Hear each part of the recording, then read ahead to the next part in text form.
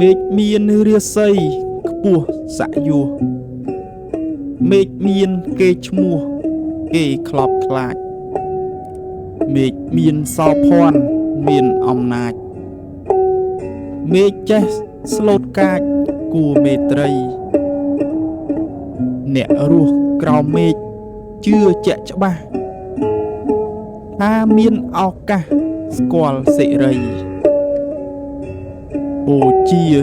ញើសឈាមទាំងយប់ថ្ងៃប្រាថ្នារស្មីថ្លៃឧត្តម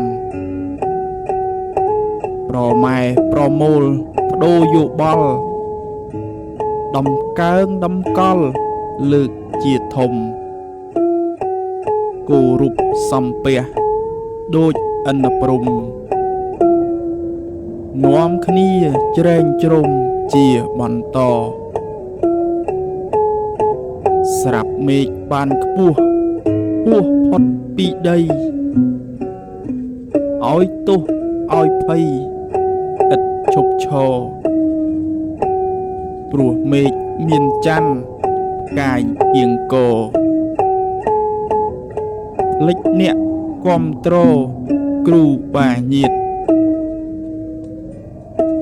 មេឃអើយមេឃម្ដេចធ្វើយ៉ាងនេះឈ្នាននេះជិះជាន់ដល់ធម្មជាតិ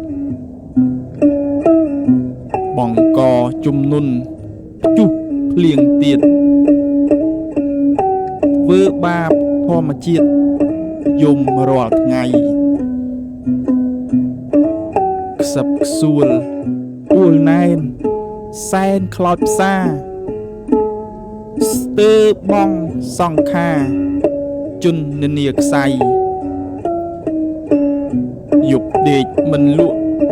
ឆ្លក់មិនភ័យបន់ឲ្យតែថ្ងៃឆាប់មកដល់ព្រះសូរបញ្ឈៀងរៀងបញ្ឆេះបន្ទូលចំហេះឆេះឬគុលដេកដើរអង្គុយ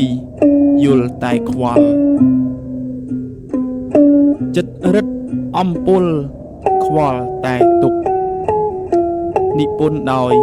លោកកុយពិសិដ្ឋ